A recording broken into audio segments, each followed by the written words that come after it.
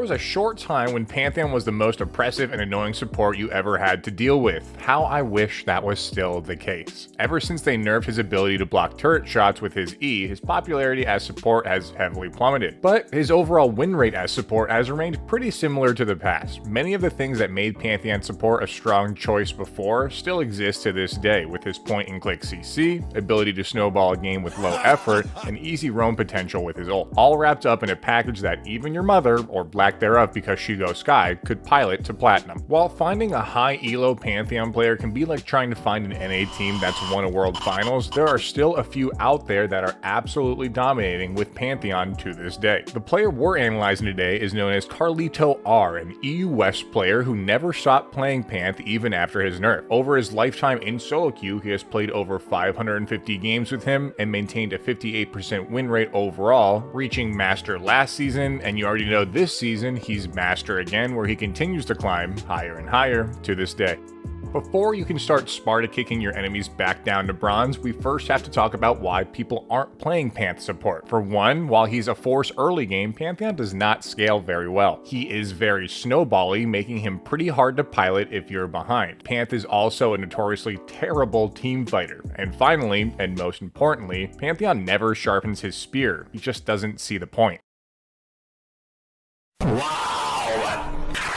But even with all of these potential problems, Carlito has found a way to make it work. When the match starts, almost every game Carlito is going to perform a sweeper swap, which we've covered in so many videos, but in case you haven't seen any of those, all that means is placing your yellow trinket in the bot brush and backing before minions spawn. Then you swap out your trinket to a sweeper. This tactic is helpful mostly for melee champs, so that way they can hide from harassment and auto attacks in lane brush. Carlito likes to also tell his team to head down with him just in case the enemy support is thinking of doing the same thing. If they are, then this is already the first time his point and click stun on Pantheon's W or shield vault will come in handy to grab the first kill of the game. Your early game as Pantheon is going to heavily revolve around this ability. Carlito told me that he likes to play early game as aggressive as possible, but some of that depends on your lane partner. This early in the match, Pantheon and his ADC, if Pantheon's able to get the stun off, will be able to overpower pretty much any lane matchup. Even though Carlito told me he is hyper aggressive, he does typically like to make sure before he goes for a stun that Pantheon's passive is charged all the way. For those unaware, after 5 auto attacks or abilities, the bar under Pantheon's health will turn red and his next ability used will be empowered. For shield vault, the empowered version makes Pantheon attack the enemy 3 times after the stun, triggering the press the attack keystone he brings and adding even more to his burst. Don't go ape wild while trying to land a stun though. You need to be aware of your surroundings, and if there's a large minion wave, the enemies are standing so far back you would have to overextend to get them, or the enemies are hunkered under their turret, he typically does not go for the stun unless he's very far ahead. More regularly, Carlito waits for an enemy to step close to farm to get his stun off, or waits for one of their key abilities to be down, like a Nautilus hook. And every time he goes for a stun, he makes sure that he has his passive available so that way he can get the empowered version of it. You would be surprised how even Master tier players walk into the range of this ability. It's about staying patient and not forcing your hand. At level 2, he levels up his Q or Comet Spear, which just adds to the shield vault combo really. Most Pantheon first timers are looking to get that juicy Comet Spear last hit like this. But those are pretty few and far between. The majority of the time when he's using Q, you should just be tapping it, which doesn't launch the spear, but instead just thrusts it in front of Pantheon to do damage. Just tapping Q also reduces the cooldown by half. Carlito doesn't really use this ability to poke. He mostly will save it for his most basic combo, which should look like this.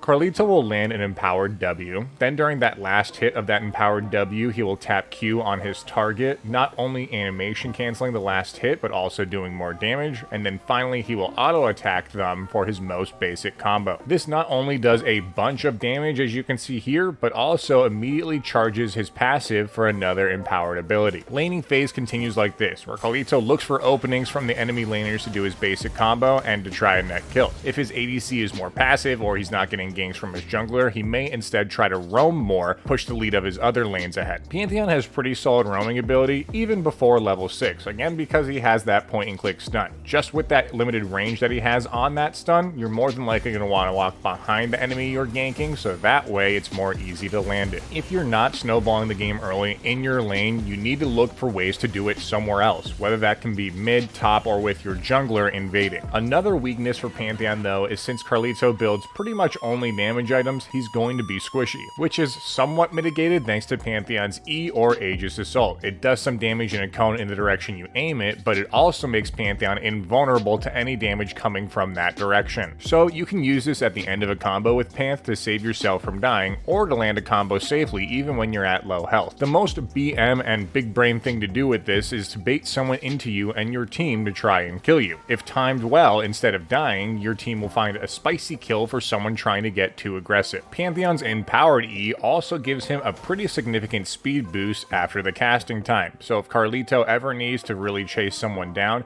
he may quickly activate and cancel his empower E to allow him to get that speed boost. Finally, when he hits level 6, he levels up his ultimate or Grand Starfall. Pantheon's signature ability allows him to gap close from a very far range and does damage to the enemies it passes through as well. This cranks your roaming ability up to 11 and allows you to easily catch enemies in other lanes off guard since you're so far away from any potential wards they could be placing. It's important when you use this ability you try to cut off any escape route an enemy might try to run to, since there is some delay and visual effects before you actually land. Most of the time that means you want to aim your ultimate behind the enemy laner or target so you effectively sandwich them between you and your ally. But ganking mid or top aren't the only opportunities you have to use this ultimate. It can work just as well catching an enemy in the bot lane off guard if they're pushed too far. You can use it as a gap close to continue a fight or to attempt to flank behind the enemies even in plain sight since its range is so far. Or in more dire situations, it can simply be an escape tool for yourself to get out of harm's way if someone's trying to chase you down. Note also that after Pantheon lands from Grand Starfall, he gets full stacks of his passive, making it so you don't have to worry about charging it up with auto attacks or ability casts before using your ultimate to get off a perfect combo afterward. Once mid-game rolls around and you've more than likely netted yourself a few kills, you'll be ready to hit Pantheon's first Powerspike, which is purchasing an Umbral Glaive. One of the most cost-effective items in the game and arguably probably the best support item. This gives Carlito and Pantheon everything they could want, including stats as well as gameplay objectives. Carlito told me he spends much of his mid-game focusing on clearing vision so he can make safer plays. He also hovers around mid lane mostly because this way he can easily access the whole map with Grand Starfall. He wants to allow his laners an easy time scaling by putting pressure on those enemy laners who overextend. And if they do overextend, you better bet he's going to be there to kill them again. He is still playing somewhat cautious though. If his flash is on cooldown, he is being less aggressive because without it, Pantheon's E can save him for a short while, but he will still have no escape. Instead, when his flash is down, he'll either look to combo his W stun with someone else's CC on his team, maybe something like a well-placed Talia W to lock them down for multiple seconds and kill them. Or, if he's with his teammates, simply use his movement speed to catch up to them and stun them. In 95% of his games, Carlito is taking Boots of Swiftness to make this easier on him, and also he brings Relentless Hunter in his runes as well to make him faster. Unless you're Giga fed or see some low health poor squishy bastard, you're going to want to use the buddy system most of the time for Pantheon support. While you can do considerable damage, you're basically an assassin that doesn't have a lot of money, and once you cycle through all of your abilities, at best you're going to have to wait another 4 seconds for those abilities to get off cooldown, or just try to auto attack someone to death, which with all the movement abilities in League of Legends at this point will be pretty difficult. If you are Giga fed and you know you can murder someone who's overextended by yourself, by all means go for it. Use your Grand Starfall and elbow drop some Callista mains like your Macho Man Randy Savage.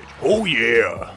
Don't get too comfortable because eventually you'll more than likely have to team fight, which isn't Pantheon's strong suit at all. Carlito told me that if he's fed enough, he likes to try and all in their carry or at least do a full combo to them to nearly kill them and slow down their DPS. He may even use his ultimate to flank the enemy team if he's very far ahead to slow them down. A Pantheon in the middle of a team fight usually means death for him, but in this case where he stuns their most fed champion, he buys his team enough time to catch up and clean up the rest of the enemies. While this is good, in the most ideal game you should be using that vision control and your ultimate to catch people off guard in picks and make sure teamfights don't happen. For his build, he starts every game with steel shoulder guards. From there, he rushes for his level 2 boots, almost always buying boots of swiftness. He'll then go for his first core item, Umbral Glaive. Next, he'll buy his mythic item, a Duskblade in most games, or Eclipse against beefier teams where he'll need to survive in longer fights. He then, for his last item, will buy a flex item depending on the enemy team, or he may even buy it earlier depending on the circumstances, like Chempunk Chainsword against healing teams, Mauve Malmortius against heavy AP teams, or Yumu's Ghostblade against a team full of squishies. If the game goes long or he needs some more oomph in his build, he'll buy an Elixir of Wrath, and like every good support does, he's buying control wards and maybe another AD item or ward stone if the game goes very late.